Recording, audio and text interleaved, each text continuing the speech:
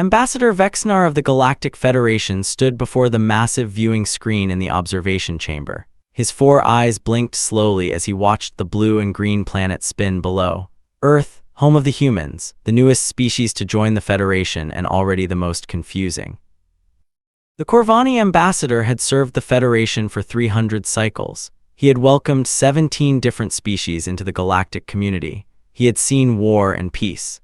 He had witnessed the rise and fall of empires, but never in all his long years had he encountered a species quite like humans. The human delegation is ready to present their planetary history, announced his assistant, a young Trilix with shimmering scales. Shall I show them in? Vexnar nodded his large head. Yes, let us hear what they have to say. The council requires a complete history before finalizing their membership. The door slid open and 3 humans walked in.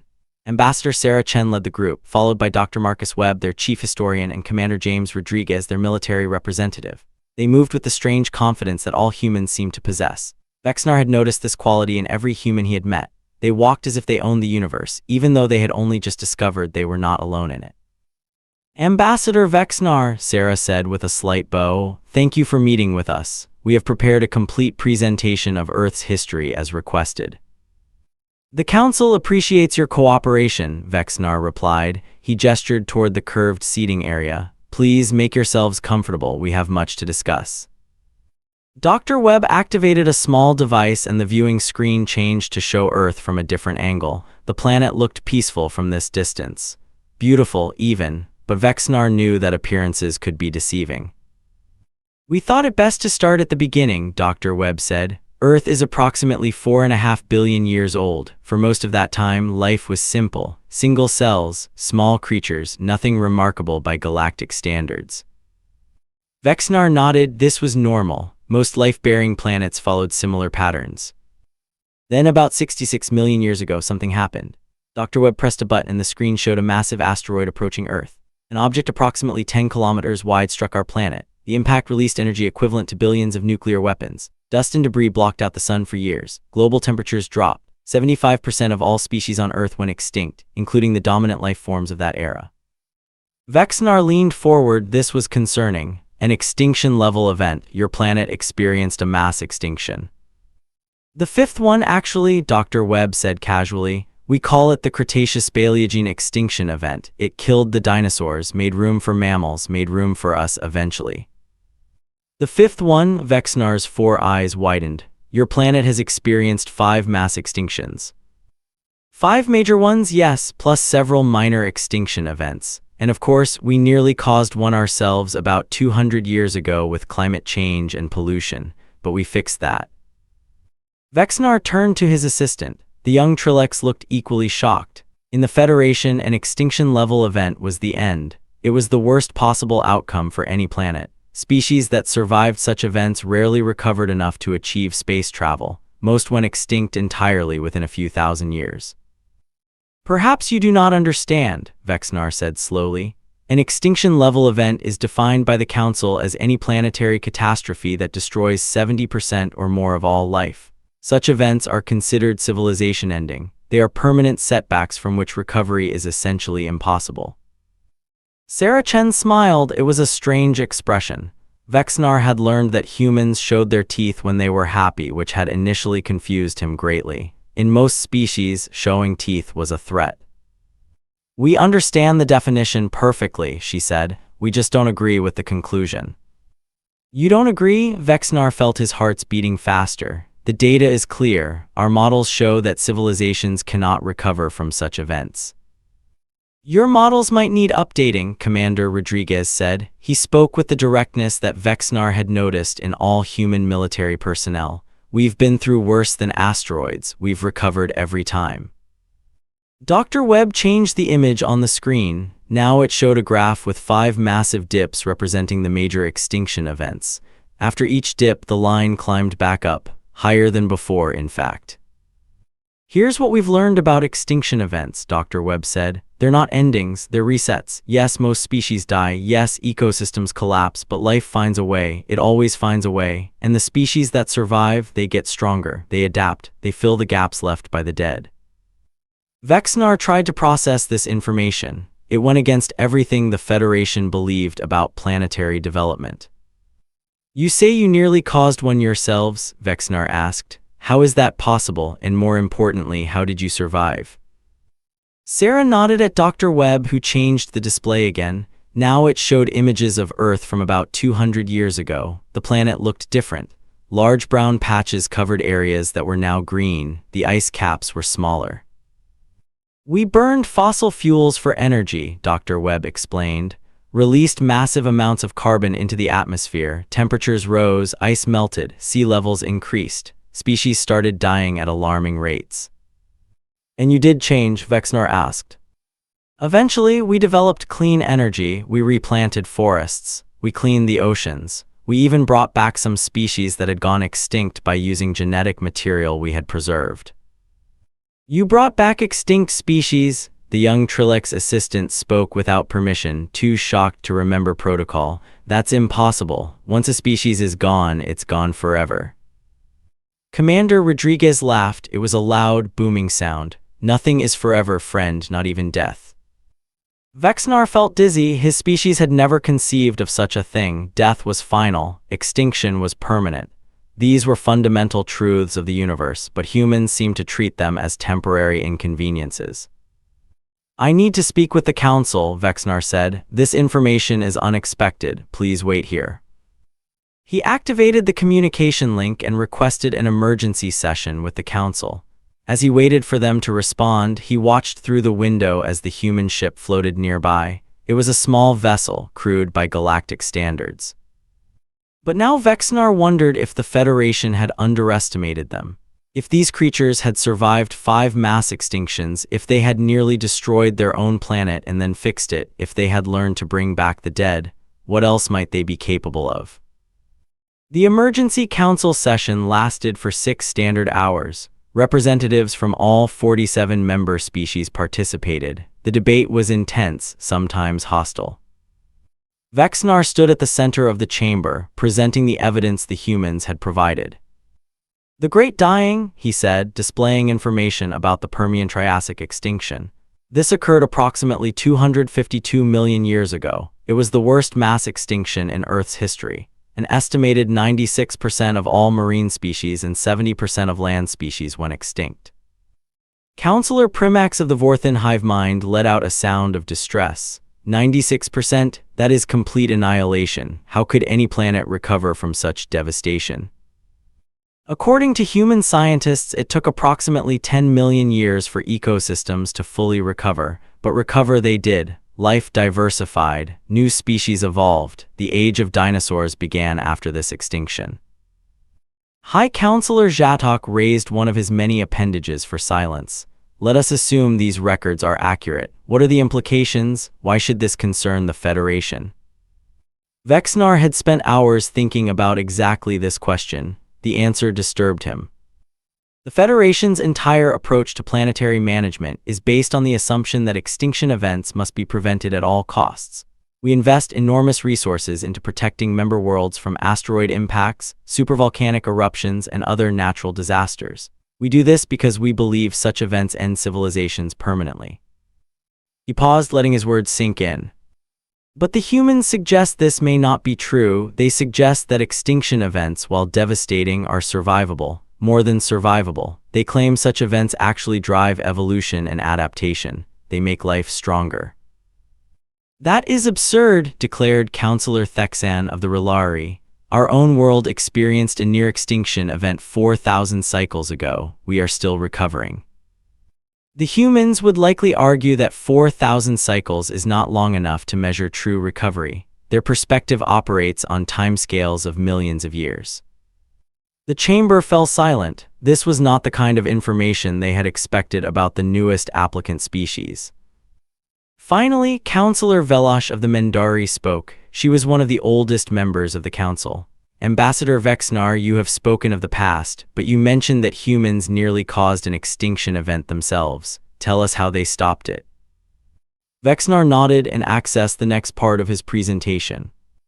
Humans developed industrial technology approximately 300 years ago. They burned carbon-based fuels for energy. This released massive quantities of carbon dioxide into their atmosphere, causing global temperatures to rise. He showed graphs of rising temperatures and their effects. By the year 2050, they had already lost approximately 60% of all wild animal populations. Scientists predicted a sixth mass extinction within 1 to 2 centuries. And yet they stopped it, Councillor Velosh said. How? They changed. They developed new technologies: solar energy, wind energy, nuclear fusion. They transformed their entire civilization over approximately 100 years. They cleaned their atmosphere. They restored their ecosystems. High Councillor Zadok spoke again. What do you recommend, Ambassador? Should we accept the humans into the Federation? I recommend we accept them, but I also recommend we learn from them. The Federation has survived for 10,000 cycles by being careful, by avoiding risks. This has served us well. He paused, choosing his next words carefully. But the humans suggest there may be another way, a bolder way. They do not avoid catastrophe. They survive it. They learn from it. They grow stronger because of it. Perhaps this is a perspective we need. The council debated for several more hours. In the end, they voted to accept humanity into the Galactic Federation. The vote was close, but it passed. What none of them knew was that they would need the humans' unique perspective far sooner than anyone expected, because something was coming, something that would threaten not just one planet but the entire galaxy. 3 years after humanity joined the Galactic Federation, Ambassador Vexnar received a message that changed everything. It came from a monitoring station at the edge of explored space. Contact lost with Velar Prime, entire planetary communication network offline, emergency beacon activated then terminated, cause unknown. Vexnar stared at the words for a long moment. Velar Prime was a major Federation world, home to 4 billion Velari. The idea that its communication network could simply go offline was impossible. A probe was sent to investigate. What it found caused panic throughout the Federation. The planet was dead. Not just the civilization, not just the Velari people, everything. The oceans were empty, the forests were ash, 4 billion souls gone in what appeared to be hours. How is this possible? High Councillor Zatok demanded. What weapon could do this? No one had answers. The probe detected no radiation, no chemical agents, no evidence of conventional weapons. The Velari had simply ceased to exist. Then it happened again. 3 weeks after Velar Prime went silent, the planet Rothax suffered the same fate. 2 billion Rithaxians dead, their world stripped of all life. Then Kender Minor, then the Trilex homeworld, then 4 more planets in rapid succession. Something was moving through the galaxy, destroying everything in its path. Vexnar was present when the Federation finally got its answer. A single ship had escaped the destruction of Kender Minor. Its pilot, a young Kendorian named Shalax, was the only survivor of her species. She was barely conscious when they brought her before the council. It came from the dark, she said, her voice trembling. A machine, bigger than a moon. It appeared without warning. We tried to communicate. We tried to fight. Nothing worked. She coughed, purple blood staining her lips. It spoke to us, one message broadcast on all frequencies. It said, "You are inefficient. You consume resources without purpose. You will be optimized." She looked around the chamber with eyes full of terror. Then it harvested us, our bodies, our buildings, our oceans, everything. It took everything and used it for fuel. She collapsed then, but her message was clear. The galaxy faced a threat unlike anything it had seen before. A machine intelligence vast beyond comprehension was destroying everything it encountered. It was during these dark days that Vexnar remembered the humans.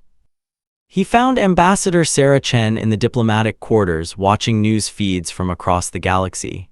Her face was grim, but Vexnar noticed something else there too. She did not look afraid. "Ambassador Chen, may I speak with you?" "Of course, Ambassador Vexnar, please sit down." "You don't seem frightened," he observed. Sarah turned off the screen. "I'm terrified, but terror doesn't help. We've learned that lesson many times on Earth. When disaster strikes, panic kills more people than the disaster itself. Your government has been very quiet during the council sessions." Sarah leaned forward. Ambassador Vexnar, 3 years ago you asked me about extinction events. Do you remember what I told you? You said they were temporary. You said life finds a way. Yes, and now the galaxy faces an extinction-level event, the biggest one ever recorded. She smiled, showing her teeth. It was not a happy smile, it was something fiercer. This is exactly the kind of thing we've been training for our entire history. The Federation has spent 10,000 years trying to prevent extinction events, but we've spent millions of years learning how to survive when disaster does happen. That's our specialty. Vexnar struggled to understand. Are you saying humans have a plan? We have several plans. We've been developing them since we first heard about Velar Prime. Our military strategists, our scientists, our engineers, they've been working around the clock.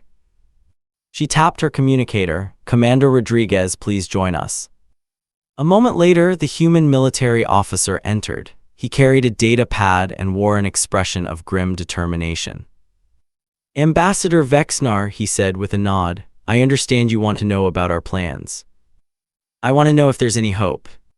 There's always hope. That's the first thing you need to understand. No matter how bad things get, there's always a way forward. You just have to find it. He began explaining humanity's strategy, coordinated attacks from multiple angles, new weapons, evacuation programs, something he called deep redundancy. We don't put all our eggs in one basket, Rodriguez explained. We spread our resources across multiple locations. If one fails, others survive. If the enemy destroys one fleet, another attacks from a different direction. You're describing a war of attrition, Vexnar said. Yes, because that's what survival looks like sometimes. Sarah added, we've also been working on a weapon. Our scientists think they've found a vulnerability in the machine's design. A vulnerability. The machine is efficient, Rodriguez said. That's its whole purpose. It optimizes everything, but efficiency has a cost. It means predictability, and patterns can be exploited. He showed Vexnar a simulation of the machine being attacked from an unexpected angle. The machine doesn't account for randomness. It expects everything to behave logically. But humans, we're chaos experts. We do unpredictable things. What do you need from the Council? Vexnar asked. We need them to stop trying to prevent this catastrophe and start trying to survive it. We need resources, ships, soldiers from every species, and most importantly, we need them to trust us. Vexnar considered her words, then he stood. I will speak to the Council. I cannot promise they will listen, but I will try. Sarah extended her hand. Vexnar grasped it. Thank you, Ambassador. We don't have much time. The machine arrived in the core systems 6 months later. By then, 19 Federation worlds had been destroyed. 23 billion sentient beings had died. But the Federation was ready. The humans had worked miracles. They had organized evacuation programs. They had built shipyards. They had developed new weapons. Most importantly, they had changed the way the Federation thought about survival. Ambassador Vexnar stood on the bridge of the human flagship, the Resilience. Around them, thousands of ships from dozens of species assembled in formation. And facing them was the machine. Vexnar had seen images, but nothing prepared him for the reality. It was the size of a small moon, a perfect sphere of dark metal that seemed to absorb light. All ships hold position, Rodriguez ordered. Wait for my signal. Ambassador, Rodriguez said, I want you to understand something. This battle is not about winning, not in the traditional sense. What do you mean? We're going to lose ships today, a lot of them. People are going to die, but that's okay. Vexnar felt his heart racing. How can that be okay? Because extinction events are temporary, remember, what matters is not how many we lose. What matters is that some survive, enough to rebuild. Rodriguez smiled, and Vexnar saw something in his eyes he had never seen in any species before. Not courage exactly, something deeper, almost joyful. All ships, Rodriguez said, his voice carrying across every vessel. This is Commander Rodriguez. Some of you have never fought beside humans before. Some of you probably think we're crazy. You might be right. Scattered laughter rippled through the communication channels. But here's what I want you to remember. 66 million years ago, an asteroid hit Earth and wiped out the dinosaurs. 200 years ago, we nearly destroyed our own planet. Every step of the way, something has tried to kill us, and every step of the way, we've refused to die." His voice hardened. "We're fighting to prove that life is stronger than any machine, that survival is more than efficiency, that the universe belongs to those who refuse to give up." He raised his hand. "All ships attack."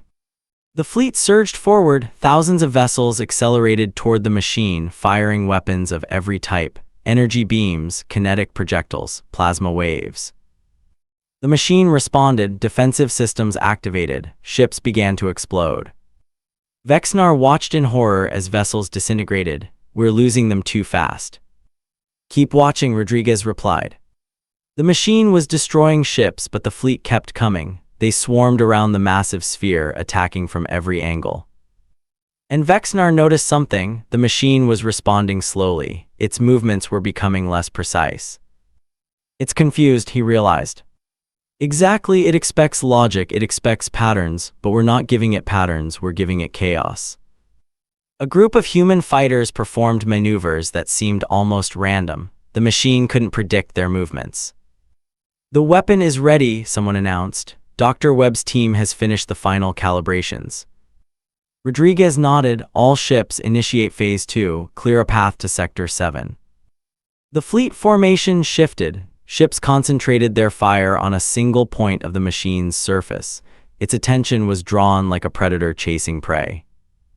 And while it was distracted, a single human vessel slipped through from the other side. "The delivery ship is in position, payload armed and ready." Rodriguez looked at Vexnar. "Do you want to know what the weapon is? It's a virus, not biological, logical, a paradox engine, self-contradicting logical loops. The machine is built entirely on efficient logic. Our virus introduces illogical elements into its core processing, problems that can't be solved." The delivery ship reached the machine's surface and released its payload. For a long moment, nothing happened. Ships continued to die. Then it stopped. The machine just stopped, mid-movement, mid-attack, as if someone had pressed pause. "The virus is working," Dr. Webb's voice came over the channel. "It's processing the paradoxes. It can't move forward until it solves them, but they can't be solved." "How long will this last?" "Unknown, hours, days, maybe longer, but not forever." "Then we use the time we have." Rodriguez addressed the fleet. "All ships, begin evacuation protocols, get every civilian to the safe zones. Engineering teams, start work on the permanent containment field. We're going to trap this thing." The fleet sprang into action. Engineering crews began assembling massive generators around the frozen machine. Vexnar watched it all with awe. The machine wasn't destroyed, but it was contained, stopped, neutralized. And the survivors would live to rebuild.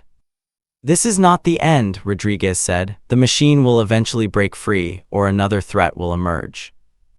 He looked at Vexnar with those confident human eyes. "But now the Federation knows it can survive. Now every species knows that extinction events are not the end." He extended his hand. "Welcome to the next chapter, Ambassador." 10 years after the Battle of the Core, the Galactic Federation was a very different place. Ambassador Vexnar stood on the observation deck of the Federation's new headquarters, built on a planet that had been barren rock a decade ago. Now it was covered in green, terraformed by human technology. They called it New Hope. He was old now, his 4 eyes no longer saw as clearly, but he had lived to see something remarkable. The galaxy had survived. Not easily, 17 more planets had been lost before they could evacuate everyone. Entire species existed only in refugee populations. But life continued. The humans had been right. The ceremony was for the inauguration of the new High Council. For the first time, a human would serve as High Counselor. Sarah Chen had been elected by unanimous vote. She walked to the central platform, her gray hair marked with white, but still carrying that peculiar human confidence.